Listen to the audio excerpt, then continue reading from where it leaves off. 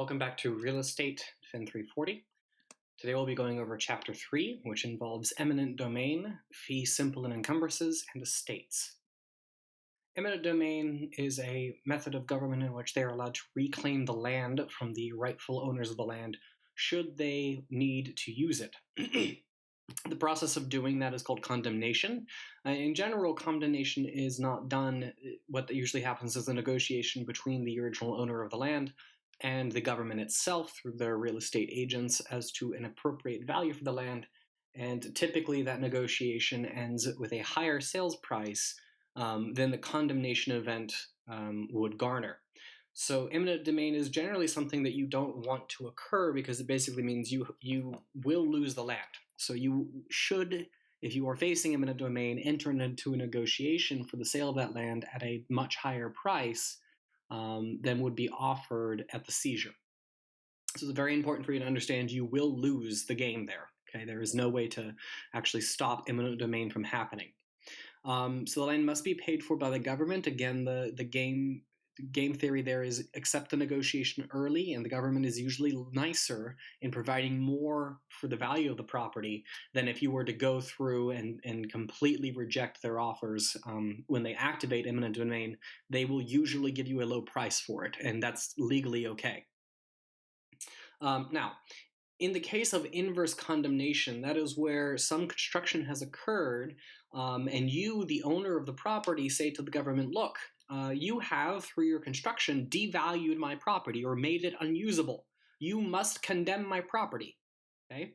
You must buy it out from me because I am due the right to that. So the reason that this might occur, for example, is if you build an airport and the people who are downwind from the runway feel that their property has now been impeded upon because the large amount of sound and noise damage, basically, that occurs as a result of the airplanes taking off and landing.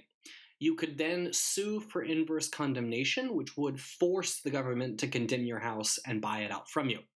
But generally, this is not going to be a problem. Okay? So also consequential damages that occur under eminent domain. So suppose that you have a part of your land seized, you're a farmer, and they want to build a highway through your property. So what they do is they condemn a portion of your land and they build it right through your property. So you, a farmer, now have a problem because it is very difficult to farm over a highway. So you sue for consequential damages on the property and ask that they provide funds that are equivalent to the cash value lost of that section of land and the more difficult it is to farm that land, for example. So that's just how consequential damages can happen. Now, it's very important to understand that there is a very large difference between eminent domain, which is an act of the court, and an act of civil government, and police power. The police do not have the authority of eminent domain. They cannot seize property, either chattel, which is personal property, or real property under any law. Okay? They are actually not even allowed to step onto property unless they have a warrant to do so. Now, they are allowed to access property where it is otherwise reasonable to do so. And what do we mean by that? Well, if you don't have a fence around your property, they are allowed to walk on the sidewalk up to your front door. Okay? But if you put a fence on that property, they are not allowed to pass the fence, okay? Or a gate. Unless they have a warrant, they cannot come on your property. But again, if you don't have a fence, then it is reasonably assumed that if the mailman could come to your front door, then so can the police. That's why it's actually a very good idea, and you'll see fairly wealthy individuals. They will put stone walls or fences around their property, which indicates to the police that they are in fact not allowed to step on the property. Okay? The same happens for the press. If there is a wall that exists along the border of the property, they cannot step on it, over it. If you do not have a wall, the press usually have the right to enter onto the front grounds of the property as any normal, reasonable individual would. Okay? You have not provided the idea that they should not be there, so they will be able to go there. Okay? So again, with the police, they don't have an eminent domain. They cannot simply seize your property without a warrant. There's some jokes that go around that They can seize it or commandeer the property. That's not true. In general, your property cannot be commandeered, nor, even though it's very popular in movies, would the police want to commandeer your personal property, because it's usually not up to the grade that they need it to be to fight crime. So it's a nice little movie item there, but commandeering things is not common. Okay. And they generally don't have the right to do so. They can't commandeer personal property. They cannot commandeer chattel property. So it's very important to understand police power does not extend into eminent domain. However, if you're breaking the law, of course they can enter onto your property. But the key there is they must see you breaking the law. That's the key. Or they can hear you breaking the law. They must have some reasonable way to determine that you have broke the law. Okay? And they cannot simply enter into your property and without any hearing or seeing that you're breaking the law, and thereupon find evidence that you have broke the law. That is called fruit of the forbidden tree. So that means that they had no way of knowing that you were breaking the law until they entered upon your premises illegally, and upon entering the premises illegally found that you were breaking the law, and then they arrested you. Okay? That is called fruit of the forbidden tree, and it is completely inadmissible in court. Okay? So they generally know this, but some police officers will willfully ignore that, and they will arrest you anyway. And it's very simple to get thrown out. You just have to go to your lawyer, or if you're going to represent yourself in the court case, you just have to indicate that there was no reason to believe you were breaking the law. They didn't furnish a warrant, and they had no right to come into your property, and therefore they activated fruit of the forbidden tree, and that evidence, whatever it is, cannot be held against you. And even if you are in fact guilty, you'll have that case thrown out. Escheat or intestate is a case where you, the individual, die without having ever written a will. This is a very dangerous thing to do. Okay, so if you don't write a will, and let's say that for some other reason you don't have any relatives that can be identified, so you have no nieces or nephews, you don't have any siblings, your parents are dead, and they cannot identify who is your next of kin, all of your property would immediately revert to ownership of the government. And in several states, escheat is the law. So if they cannot identify, for example, in Pennsylvania, your next of kin within 3 removals in the line of the tree. So you say your cousin's second removes or 3 times removed. Okay, if they cannot identify your kin within 3 removals in the state of Pennsylvania, that becomes escheat. It goes back to the Pennsylvania government. They simply own your property. Okay? So if you do not think dying and then giving a gift to the government is what you would like to do with your property, it would be a very good idea to get a loan. Or not a loan, sorry, a will. Okay, it's a very good idea to get a will, okay, to declare where and what parts of your estates will go.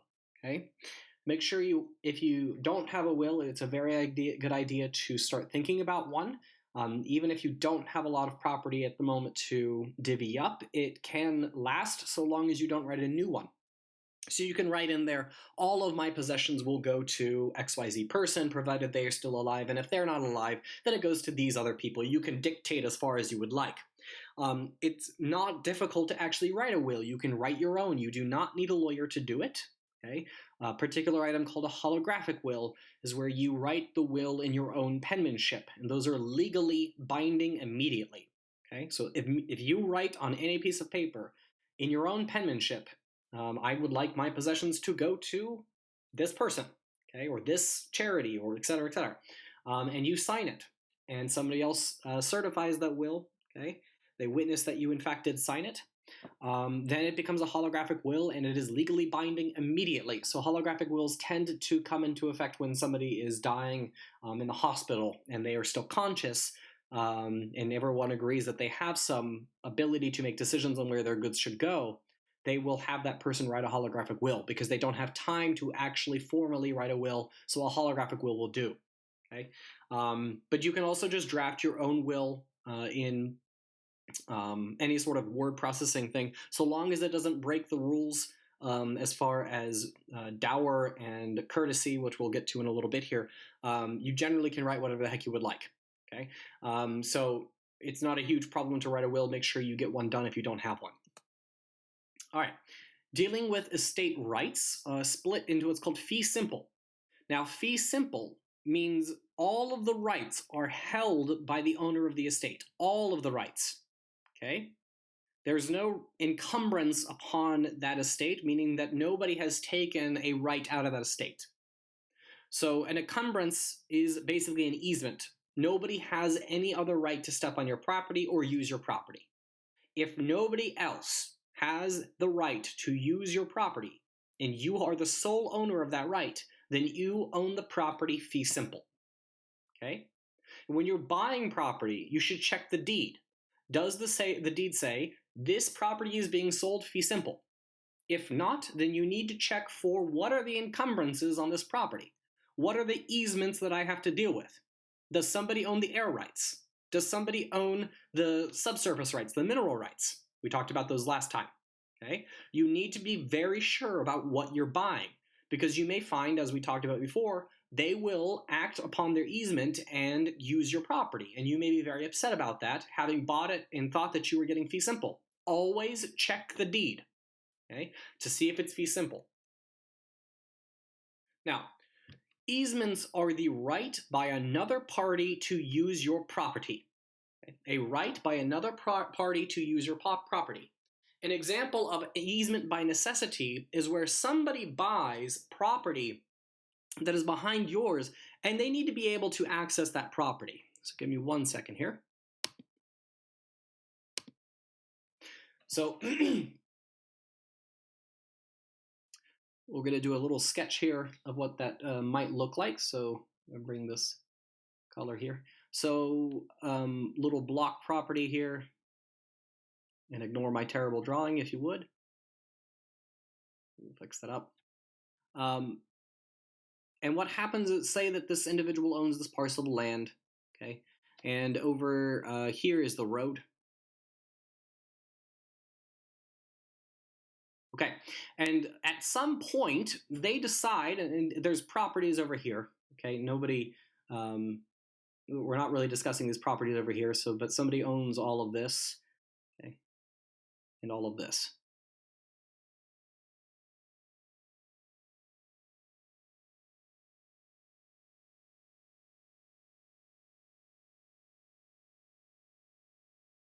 Okay, so what happens is that this middle property owner, they decide, well, I want to sell my back lot. Okay? So they say, I would like to sell this piece of land. I don't need it. Okay, I have kids who need to go to college. So they sell this back lot here. Okay, and the problem is that nobody can get to that back lot. Okay, the people in the front, they own all of this property here, and nobody can get to this back lot. So how do we get from this lot to this lot? Well, the easiest way to access the road is to go along the side of the property. Well, the law says you cannot sell this lot without giving them access to this property. Okay? They are an internal lot or a back lot. Okay? We talked about T-lots and things like that before. This is an internal lot. So what ends up happening is the person in the back lot who buys it is granted an easement by necessity. Okay? Give ourselves a nice little red. Okay? And they're saying, oh, well, we will allow you to use effectively what amounts to a driveway along this section of the property in order so that you can access your property in the back. Okay?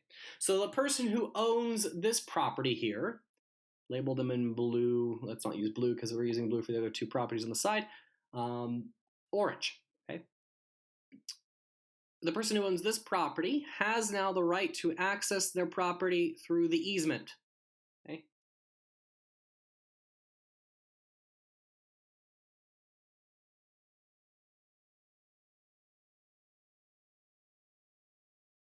Okay?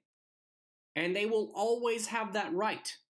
If the property is sold, the person who buys that property still gets the easement. There is basically no way to get rid of this easement except for if the two property owners somehow came to an agreement that said, yeah, we don't need that easement anymore. Okay? So the property owner who owns, the orange property owner, has an easement to the magenta property owner. Okay? The magenta property owner owns this land. So they have the right to do whatever they would like to that land except block the orange property owner from accessing that land and going through it and accessing their property. So they can build a road on it. They could put shrubs along the side. They can do whatever they would like so long as the person in the back can access their property and has reasonable use of the easement pathway. Okay? Now, the person who's in the back, okay, can do nothing to the easement. They have no right for construction. They have no right to do anything. They can't dig it up. They can't destroy it. They can't plant shrubs on it. It's not their property, but they can go over it. Okay? And there's no law that says that the guy in magenta has to make the road reasonable. He doesn't have to pave it. He doesn't even have to put gravel down. It can be effectively a grassway. So long as the person here has access to drive through it and get to their property, there's no trees, then the easement is satisfied. Okay? Now, in general, what ends up happening is because there's driving along this, there's usually a road already set up to access that part of the property. It's pretty difficult to sell property that you do not see. So somebody would have to get there to see it. So there's usually going to be a road here already, okay, or some sort of pathway to get to the property. But you cannot cover it up. You cannot block it. Okay? Now, that being said, because the magenta owner owns the property, so long as they do not act willfully to block the property, they do not have to maintain the easement. Okay? They are not responsible for maintaining the driveway. This is very key. So long as they are not acting deliberately to block the driveway, they do not have to maintain it. All right? So that means if there is a bridge, okay, let's say that there was a body of water here going under the property. Of course, blue isn't a very good thing to put there. We'll do darker blue. There's a body of water here that's going under the property, and this red easement is in fact a bridge. Okay? And a tree falls on that bridge. Okay? I'm not going to be able to draw a tree, but let's just, put a log of lumber here. Okay? And it breaks the bridge or something of that nature, or just blocks the bridge. Well, the owner, this guy, the magenta owner, has to do nothing. Okay? Predominantly, if the tree comes from this property, he has to do nothing, okay? Because it comes from another property. It's an encroachment from the other property. Okay? He is not required, due to a tree falling from another property onto the bridge, to actually clear it. The individual who is required to clear it in order to get to or off their property is this guy, okay? Because of the condition that the subservient estate, we'll get to that in a second, the owner down here, okay, didn't do it on purpose. All right? In fact, the tree fell through a process of usually what is called force majeure, or an act of God. Okay? They are not required to act upon that. It wasn't their fault. They didn't do it. Okay? So the individual who needs to clear it is the orange guy here. He has to clear this. He needs to get through, so he says, hey, let me through. I got to get rid of this log. Now, because the log came from this property over here, this guy can sue this property for the damages that he incurred to clear that log, because this guy should have cut down the tree. That's an encroachment issue. But you see that the owner of the actual property is not required to maintain the property if they don't want to. Okay? And they do not have to pay to maintain that property. Because the individual in the back lot uses the easement, they have the right to enjoy it, but they must also maintain it. Okay? So they have responsibilities that come with the easement as well. And that's very, very key to understand. All right? So one item that could happen here is that if there was no other way to access this road, the only availability was this bridge, well, this guy could, in fact, build a bridge over here on his property if he wanted to. And because he is not responsible at maintaining, okay, he doesn't have to maintain this easement over here. It was granted, but he doesn't have to maintain it. Well, now he can access the road. He just goes over the bridge. Okay, that was a bad line. Just goes over the bridge here, okay, and he can access the road. Well, the individual in the back lot does not have the right to use this easement process. That does not occur, okay? Simply because the subservient estate, the lower estate here, the one on the bottom, built a new bridge so that they can get to the road, there is no law that says, well, now he can use that bridge, okay? No, he must repair the original bridge. That's his job, okay? So this is a pretty complicated matter of law, and you can get into funny scenarios with this. But it's worth understanding who controls the easement, who has the right to maintain that easement, and when you do or do not have to rebuild it, and that you cannot, as the owner of the property, block the easement or the enjoyment of its use by the person who has the easement right. So some other terms to deal with here. The estate that is in the back is called the dominant estate. Dominant estate. The estate that originally owned the land and now has an easement on it is called the servient estate.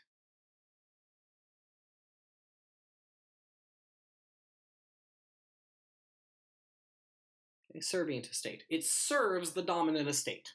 Okay? So the servient estate is responsible for allowing the dominant estate to access the road through its property. So it serves the dominant estate. Okay. All right, now, returning back to our slides here. Easement by necessity is granted when you would not be able to access your property under any other circumstance. So it is necessary to grant an easement, okay, for you to access your property. All right? Easement by prescription is a very nice thing to do. It's not a very nice thing to do, in fact, but it's a very nice way of obtaining land that's not yours. Okay? So if you simply use land that does not belong to you, and the owner of the land doesn't say anything about it for a long time, well, you effectively earn the right to use that land from now until to forever. It doesn't even matter if you die. Anybody who buys the land from you will have the right to use that other individual's land simply because you were using it and the owner didn't say anything about it. That is called easement by prescription. Okay? So simply using the land and the owner of that land doesn't say anything about it, then you earn the right to use that land. Okay? This is a very key definition, and it's very important to understand. Because what can happen is, suppose your neighbor, if you own a very large section of land, 1,000 acres, it's very difficult to keep track of all of that land. 1,000 acres is a large tract of land. Or you could be a large agribusiness and you own 2,000, 3,000, 10,000 acres of land in Texas, for example. It is very hard to know all parts of your land. So if someone starts driving over your land and you don't know about it for about a year, you automatically have to allow that person to continue driving over your land.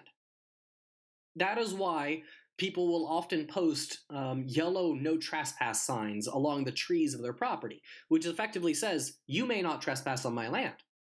Okay? You have no right to do so. And in fact, stepping on my land would be an act of trespass. However, none of that matters. If you do not prosecute the individual for stepping on your land, then they will earn an easement by prescription so long as they continue to walk over your land or drive a truck over your land. Okay? Another weird way that this comes into play is in apartments. If you do not have inhabitants in the apartment, nobody is tenant to the apartment. They're not living in it. They're empty. And squatters come in and stay in the apartment. If they are there long enough and you are not able to evict them, then they may earn easement by prescription to live there. You can effectively lose the entire apartment.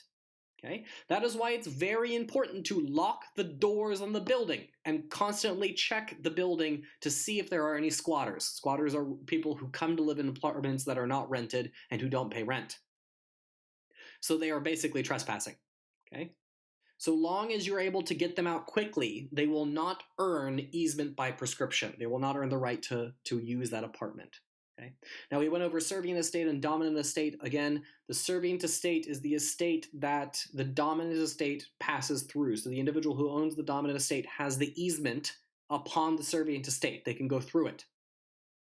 A party wall easement is where a common wall between the two properties exists. So suppose that you build a very large stone wall and it runs the length of the property, but it sits half on your property and half on your neighbor's, because it's a very thick wall.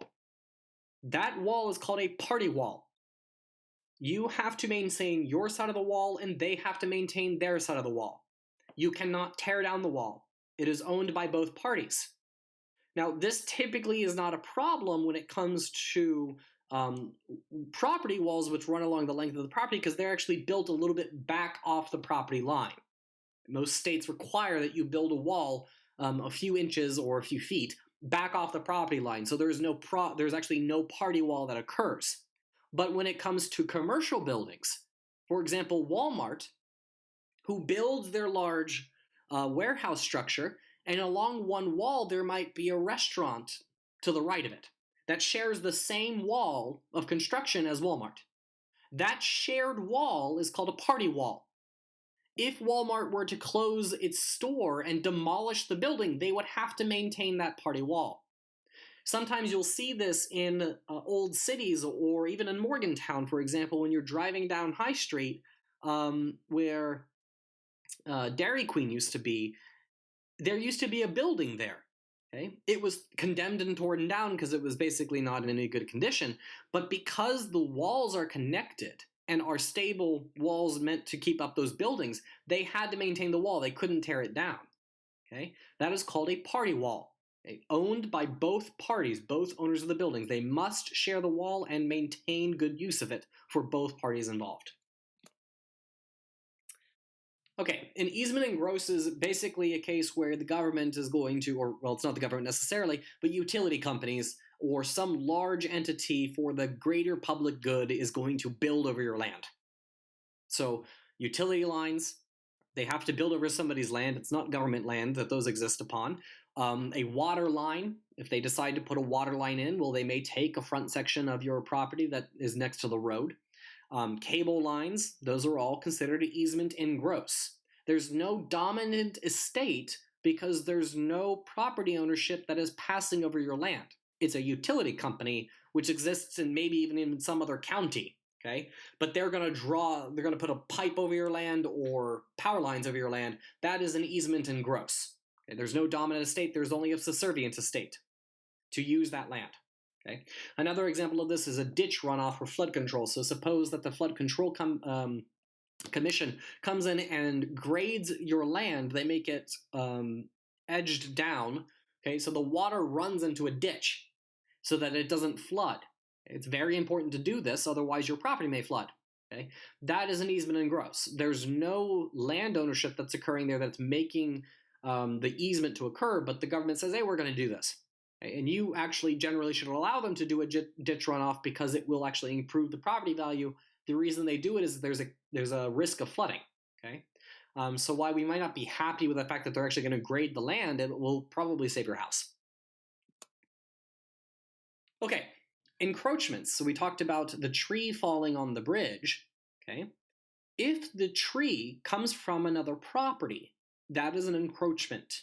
Okay, an encroachment is where some building entity, some fixture or plant, okay, implement, those are the crops we talked about before, okay, or bush or flowers, or any other piece of real property or chattel, which is the personal property, personalty, okay, sits on someone else's land, but is leaning onto your land, or falls onto your land, okay, that is an encroachment. Or somebody builds a building without checking the actual deed to make sure that they are building on their property line, and they build a little bit on your property line. So sheds is a very good example of this. Sometimes people don't check the actual boundaries of their property, and they build a shed a foot on somebody else's property. That's an encroachment. And because it's an encroachment, the actual property owner who's being encroached upon has the right to sue for the removal of that encroachment. So when you're placing a shed, make sure that you know where you're putting the shed, because if you put a foot of it on somebody else's property, they can sue you for damages and sue you to remove it. So now you have to basically pay to tear down the shed, pay for the damages, and then, if you would like, build the new shed again. So make sure you always check your property boundaries, or you could be facing encroachment. An example that I had to deal with in my own family case, there were some trees along our property line, very large oak trees. It's a suburb area, and these trees effectively got so tall they could have possibly, if struck by lightning, fell on the property of the individual next door. Okay? And if they had fallen upon her house, my parents were completely legally liable to repair her house. And there's no insurance that allows for payments upon encroachments, because encroachments are effectively against the law. So there's no insurance which says we will pay for any trees which fall from your property on somebody else's property and damage their property. Okay? So we had to have those trees cut down in a very ordered way to make sure that they would not fall upon this other individual's property. Okay? And she made it very apparent. She said, look, those trees are very large. If they fall on my house, I will sue you. And she actually sued my parents to have the trees removed because she was afraid of it. Okay, so that's an example of an encroachment. You have to be very careful about them.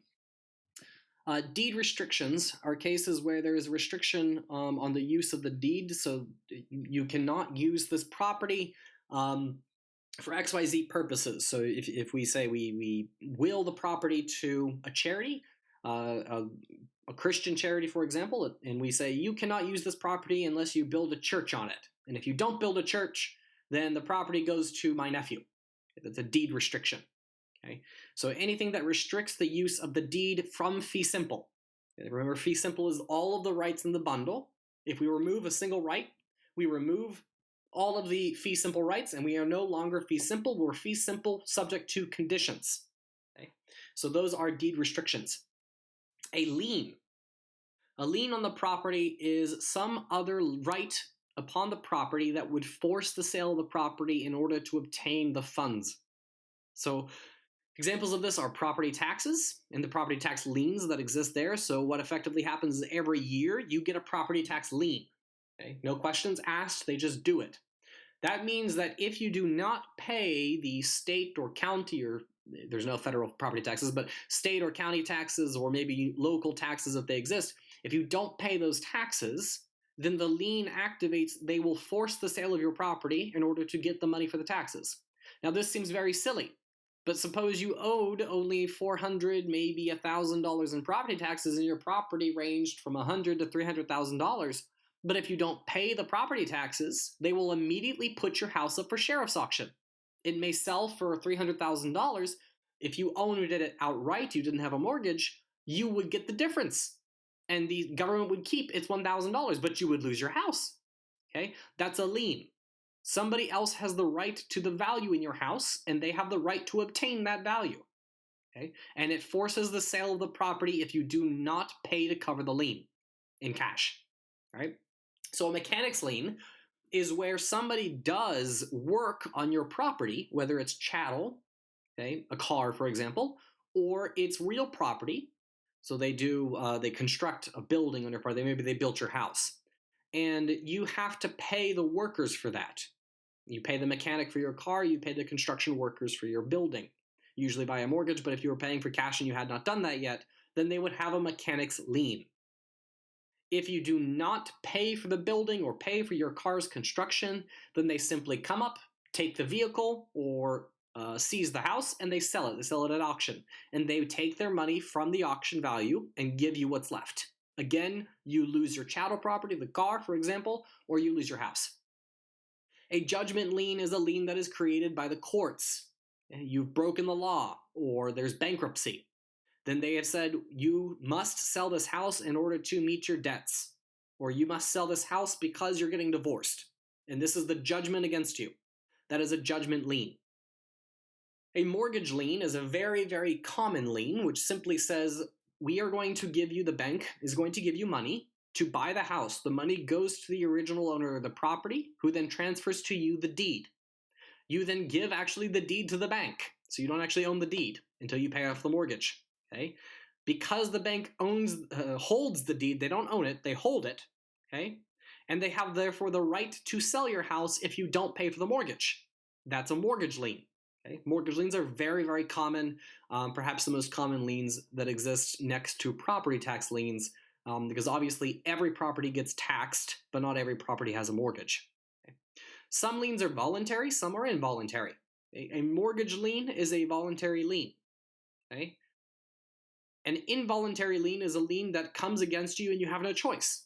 Property tax liens are involuntary liens. Okay?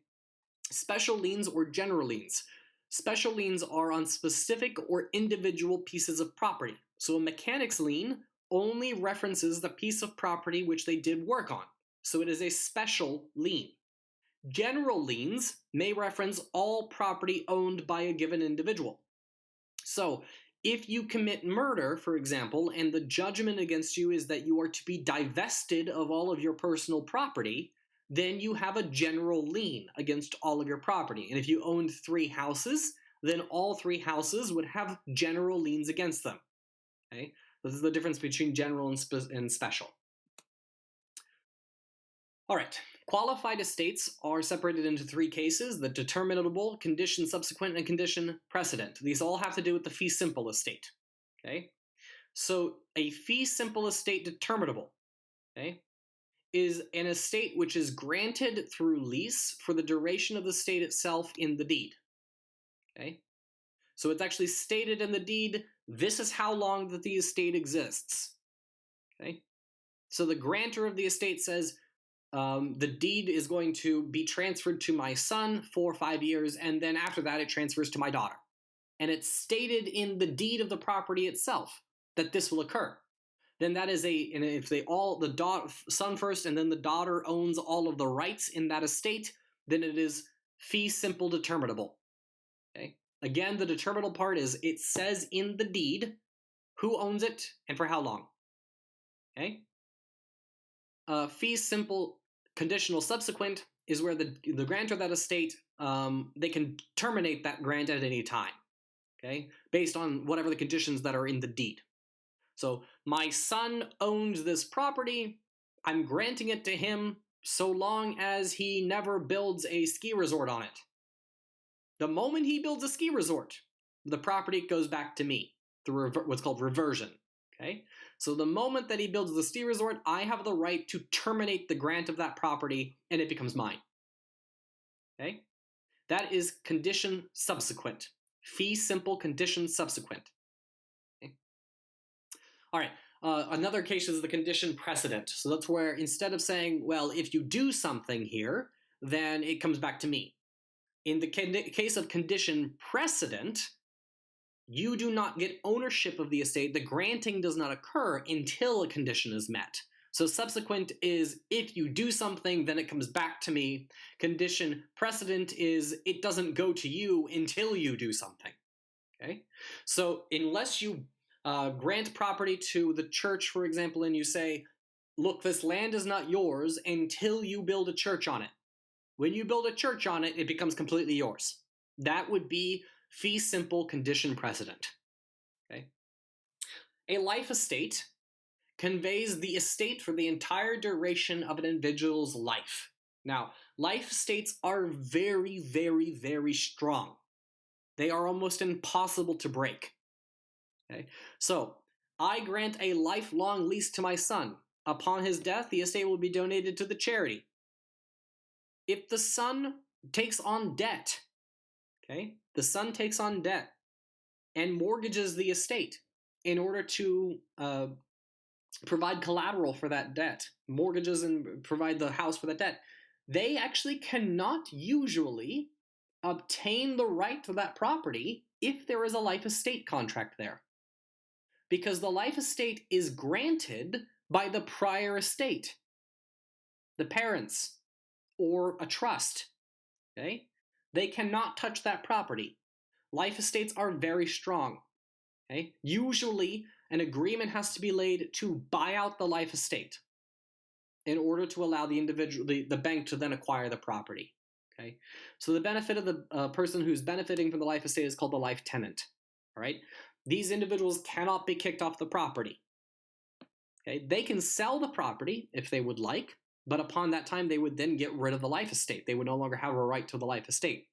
but it may also be life estate with conditions subsequent. If you sell the property, then it goes to your sister. Okay, if you try to sell the property, it goes to your sister. That would be condition subsequent. Okay, it might also be life estate condition precedent. I will not grant you life rights to this property until you get married.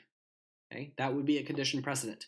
And upon marriage, it becomes life property of the son. And we'll get to that in a little bit. Actually, chapter 4. It's separated property because it's a granted property. It is not considered communal property or community property or joint tenantship because it was granted to the son. Okay, it was a gift. It doesn't count as owned by both the husband and wife, even if it was conditioned upon the marriage. Okay, statutory estates of dower and courtesy.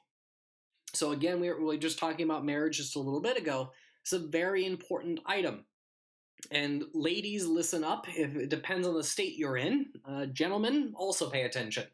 For some reason, they haven't really quite got all of the genders corrected throughout all of the states. But in some states, this doesn't exist anymore. In other states, it most definitely still exists. Okay?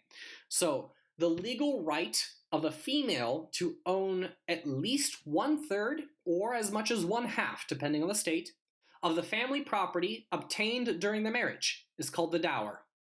Okay? So what this means is that if a man was married, and let's suppose that he had a mistress, okay, and he and his actual wife didn't get divorced, and he tried in his will to give away more than half of the property to his mistress and not to the wife. Okay? Dower would be activated, and the wife would simply sue the estate, the dead husband's estate, for the dower, which means that she gets, depending on the state, 1/3 or 1/2 of the property, automatically, without question. Okay? It doesn't matter what the will says, she gets 1/2 or 1/3, depending on the state. Okay? You cannot divest her of her ownership of dower. Okay? Now, in many states, again, the spouse's gender no longer matters, and courtesy does not exist. Dower is the right of either spouse to own half of the property should the other spouse die. Okay? Now, it's a very keen distinction here that dower is not the same as survivorship. Survivorship says, upon death of the other spouse, the remaining surviving alive spouse owns 100% of this property. That is survivorship. Dower simply says that a deceased male, traditionally, cannot make his now widowed wife have less than half the family property. He must give her half in the will. And if the will doesn't meet that condition, then the will is overturned, or what's called defeated, okay? And the wife automatically gets half of the will. Now, it's very careful when you're constructing a will to make sure that you do not violate dower. If you violate dower, then your entire will may be completely scrapped, depending on how complex it is. Okay? Because if you said, I'm going to give my wife 10% of the property, and I'm going to give, let's say you had 4 children, I'm going to give them the remaining shares of the property, then all she has to do is sue for dower, and now your entire original construction of the estate is completely thrown in the air. Do the children get the split quarter shares of the remaining 50% of your property? Well, we cannot decide if that's what you intended. Okay? So if you do not correctly follow the dower property there, the philosophy of dower, then you may have your entire estate thrown out and the kids would just effectively get divided up evenly. But any other rightful heirs would also get their shares. You can, if you have your will thrown out, you don't get to divest anyone. Okay? So be very careful in constructing your will not to violate dower. Courtesy is the case for males. It's basically the male counter of dower. In states where this still occurs, it's very funny. Okay, so gentlemen, listen up. Okay, and it does matter for the gender. If courtesy still exists in the state, the gender matters. Males can activate courtesy, okay, which means that the husband gets half of the property, basically dower. However, if the wife says in her will that she does not want you to have half the property, her will estate defeats your courtesy. Okay? So in the case of dower, the husband cannot defeat the dower. Okay? Their will does not overrule dower. Dower exists as a matter of law. Courtesy, however, can be defeated by the female's will. So you may end up being divested of property if she says, I'm going to give it all to my brother. Okay? Even though the philosophy of courtesy exists, okay, it does not mean that you will in fact get it. The female's will can divest you of that property. But again, many states have switched to not interpreting courtesy anymore because that's outdated. They've simply interpreted dower to be either spouse. Community property is the property in which all entered into upon marriage. So when you get married, everyone owns all of the property. Okay? There are 10 states which accept community property. Okay? The problem with community property is just simply a matter of inconvenience. If you try to do anything with the property, both spouses must sign for ownership. The agreement must be mutual. A problem occurs, okay, with community property. If your spouse, for example, is in a coma due to cancer, for example, they have a cancer and they fall into a coma due to that cancer, you may find it very difficult to sell the family house, okay, in order to pay for their medical bills, particularly if there is no living will. A living will is a document that says the spouse who is incapacitated will have somebody else make all the decisions for them. If there's no living will, then the incapacitated spouse cannot, obviously, because they're incapacitated, dictate that anybody else can sign for her or him. All right? And so community property cannot be sold. Now, effectively, what does happen, because the courts are not insane, they will allow you to sue for the right to sell the property, okay, in order to obtain the funds to pay for the medical bills. They will work their ways around it, but the law basically says you cannot do it. So another example why it would be simply easier for you had you created a living will, a document which says, I am still alive, but I am incapacitated, I'm in a coma, okay, I cannot make decisions for myself, so I would like my spouse to make decisions for me. But again, this only matters in states of community property. Now, homestead protection is the right of a spouse to stop their partner from giving away the family home. All right? So the reason this comes about is that often young men will get nice little crazy ideas and they will try to get a loan from the bank. They won't tell their wife about it and they will mortgage the house. And the problem with that is the wife, if you were to die, if the gentleman were to die, the wife would not effectively own the house anymore. She would have to pay it off in order to obtain the rightful ownership and the deed from the bank who has a mortgage on the house. Okay, so homestead protection says that the wife has the right to say, no, the mortgage didn't actually occur because I didn't approve it. Okay, so the husband cannot act against the property, the homestead, the house of the couple without getting her permission. That was homestead protection. Okay, and again today the gender doesn't matter, but that was why it was created. A big reason for it was gambling. Okay, gentlemen would typically go out and raise large gambling debts, and they would take mortgages against their homestead, basically a small farm. Okay, and upon their death, usually by overconsumption of alcohol, the wife would find out that there were several mortgages against the property and she was bankrupt. Okay, so homestead protection came into case to stop this from happening. So basically, those mortgages could not have existed without getting the approval of the wife. So banks got wise and they started requiring the wife to come in and to sign for the approval of the mortgage. Freehold estates are estates in which the estate is the actual owner of the real property. Okay, there is nobody who's leasing it. All right, there is no duration on that. So a freehold estate is very close to a fee simple estate. Basically, you actually own that property. You are not leasing it. Okay, and there's no time period on that. So it's not like your father has leased it to you or granted it to you for 10 years. So if there's no determinate, predictable duration of time, and you actually own the property, then it is a freehold estate. If you are in the estate for a specific amount of time, okay, somebody has allowed you to stay there, then it is a leasehold estate. Whether or not you actually signed a lease document, it is a leasehold estate. Okay? So a couple types of leasehold estates here. Estate for years is where basically it's a rent of a property. It's for a specific period of time, but it's not standardized. And the key here is that years does not actually have to mean years. It can be any unit of time. So it can be many, many years, hundreds of years, many generations if you would like, or 5 hours. Okay? It doesn't even have to be a full day. That is still considered an estate for years under a leasehold estate. Okay? The key here is the lease does not automatically renew. You actually have to enter into a new lease agreement for the lease to be renewed under an estate for years. Periodic estates are estates which are for standard periods of time that are leased to individuals. So the lease says for a year, for 5 years, for 10 years, and it renews automatically upon termination of the lease, provided both parties agree don't agree to not renew. Okay? So long as you and the landlord are getting along and nobody says, I don't want to rent anymore, it automatically renews.